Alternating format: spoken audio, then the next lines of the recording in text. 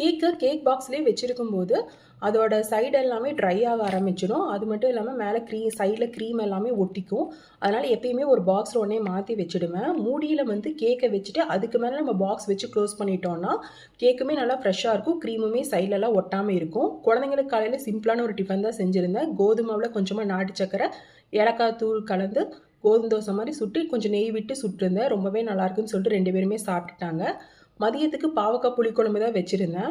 பாவக்காய் எந்த மாதிரி செஞ்சிருந்தாலுமே எனக்கு சாப்பிட பிடிக்கவே பிடிக்காது. ஆனால் இந்த பாவக்காய் புளிக்குழம்புனா ரொம்பவே பிடிக்கும். அம்மாவோட ஸ்பெஷாலிட்டினே இது சொல்லலாம். அம்மா ரொம்பவே நல்லா செய்வாங்க.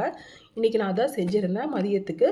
வெறும் சாப்பாடும் இந்த பாவக்காய் குழம்புமே போதும், அவ்வளோ நல்லா டேஸ்ட்டாக இருக்கும். ஹஸ்பண்டுமே சாப்பிட்டு பார்த்துட்டு நல்லா இருக்குன்னு சொல்லியிருந்தாங்க. ஈவினிங் வந்து சட்னி தான் அரைக்கலாம் அப்படின்ட்டு இருந்தேன். அதனால் புதினாலாம் கொஞ்சம் சுத்தம் பண்ணி எடுத்து வச்சாச்சு. நைட்டுக்கு வந்து இட்லியும் புதினா சட்னியும் தான். இந்த வீடியோ உங்களுக்கு பிடிச்சிருந்தா லைக் பண்ணுங்கள், மறக்காம சேனலுக்கு சப்ஸ்கிரைப் பண்ணுங்கள். தேங்க்ஸ் ஃபார் வாட்சிங்.